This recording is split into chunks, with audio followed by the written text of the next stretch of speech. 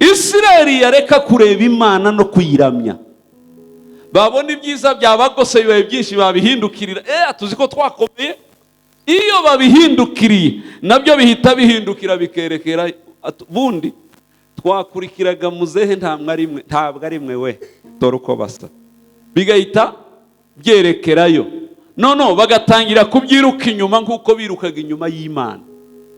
Nico gihe bagera ahantu bagasanga Imana barayitaye na bya bindi bikabata.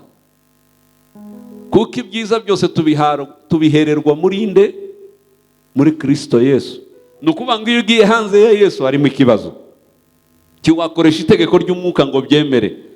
Ariko igihe cyose uhanze amaso uhagaze neza mu bye, nta kibuza ko bidakunda.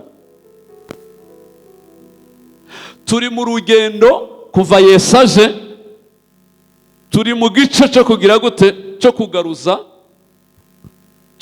ibyo umuntu yatakaje byose kugeza bigarutse.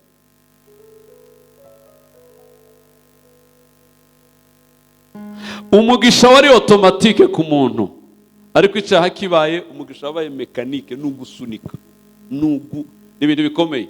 Ariko kugira ngo bishoboke uyu munsi wa none, hari abantu bahagarara muri dimension yo kwizera rwose, agakoresha itegeko ry'umwuka mu buryo bihinduka automatique, bikaza byorosha. Uko byoroheraga Yesu akaba ariko bitworohera. Muribuka ko Yesu yabwiye abigishwa be ngo aho muzajya hose ntimukitwaza iki? Ntimukitwaza imvumba, ntimugatwara impamba, ntimugatwara ibiki. Aho muzajya musonzera, ibiryo bizajya bibasanga aho mugeze. Abandi tugenda nta n'urufaranga, ntimukitwaza ifaranga, mubyihorere. Aho muzaba mugeze, ntiyageraga hageze bakavuga ati none se Yesu ko batwatse umusoro biragenda gute? Manuka ifi muhura hariya ku mazi ufata iyo wasamure. Autorite yo mu mwuka ihamagara ikintu cyose mu mwanya wacu kikahagerera ku gihe utavunitse, ibintu bikikora.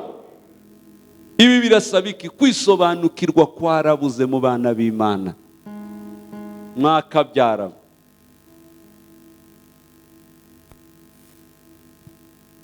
imyaka maze muri iyi si, ibinyamakuru narebye, televiziyo maze kureba, ntaho ndabona berekana intare yabyaye injangwe.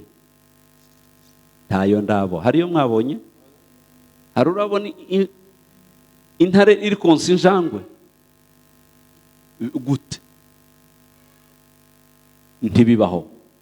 Hari urabona intare yabyaye ihene?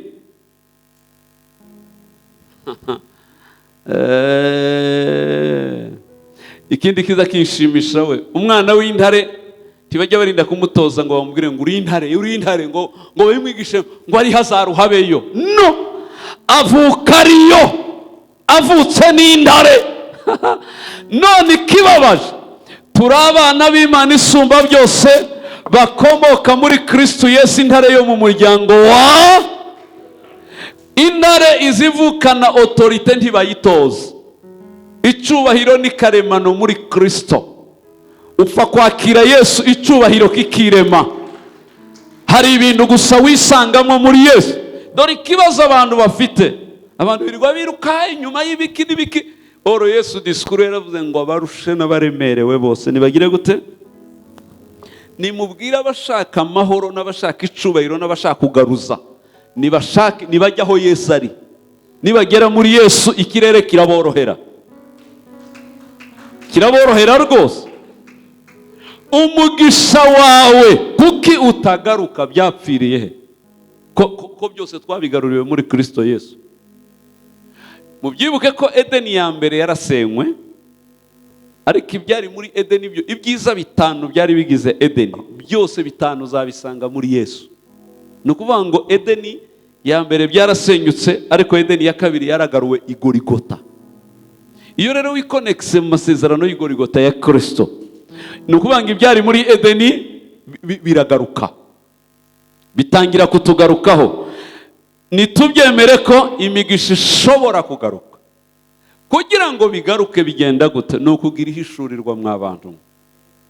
Imana ibahumura amaso ngo bahumuke bamenye ibyo biringizwa n'iyabahamagaye, bagire revelation, bagire amahishurirwa. Yakobo